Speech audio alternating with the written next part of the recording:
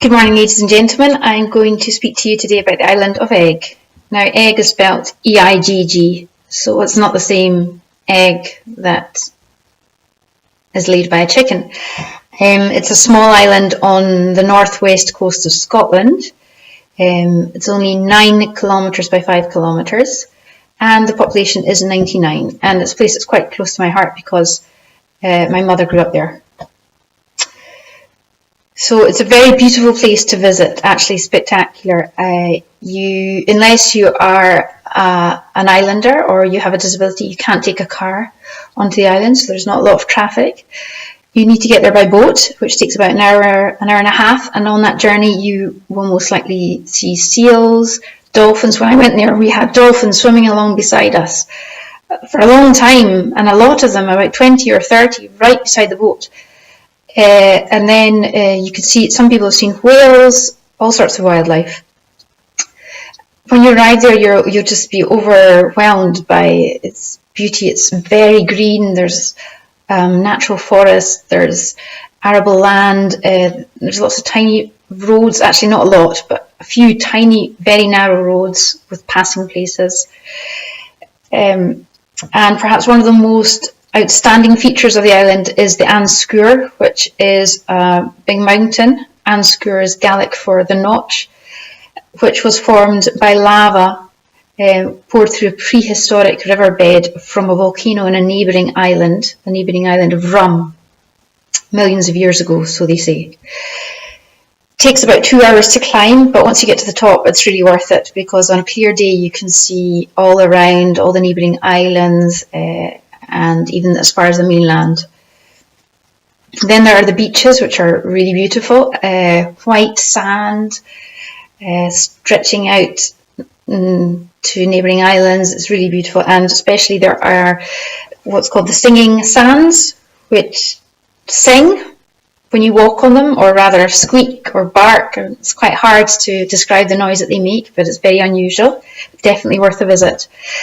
However, today I want to focus more on the example that the island has been in community development over the past 20 years. And I'm going to tell you about 2 projects in particular. First of all, the community buyout, and second of all, the electricity project, both very recent. As for the community buyout, I would like to explain the context a little bit. Like most of Scotland, Eigg was owned by a laird and had been for hundreds of years. Laird is the Scottish word for lord, landlord, landowner. And they would live in big houses, and all the islanders would have been their tenants. And therefore the welfare of these islanders depended very much on whether the laird was good or bad, in the sense of management, etc. And throughout history we've seen examples of good lairds, but also very bad lairds. One of these examples would have been the case of the Highland clearances, which is a whole speech in itself. Just before the community buyout in the 1990s, the island was very much suffering from a lack of development. An example of this was the fact that they had no electricity supply. Each household had to have their own diesel-powered generator. And you can imagine the impact this would have had on businesses or just daily life in the island.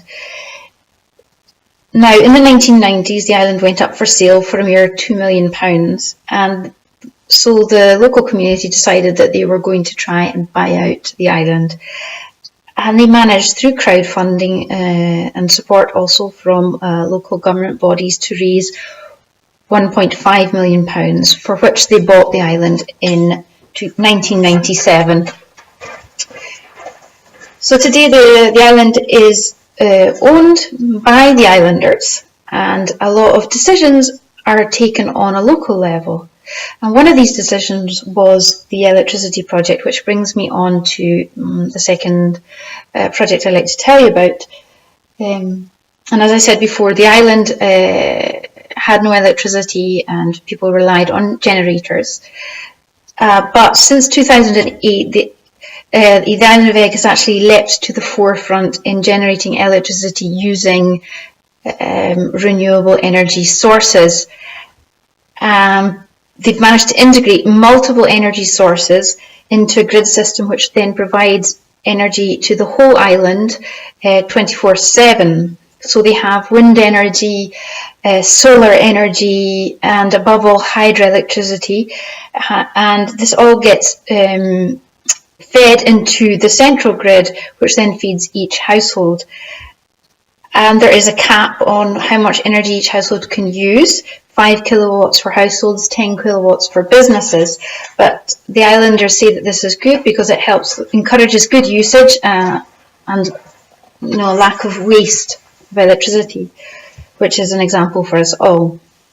So my conclusion is that not only is the Island of Eigg very beautiful, a wonderful place to visit, I'd say even more beautiful than the Island of Skye, which is much more famous, but also it's a great example in how a small community can become autonomous and can make decisions at a local level for locals. And secondly, it's a really good example of how we can benefit from modern technology with minimal impact on the environment. Thank you.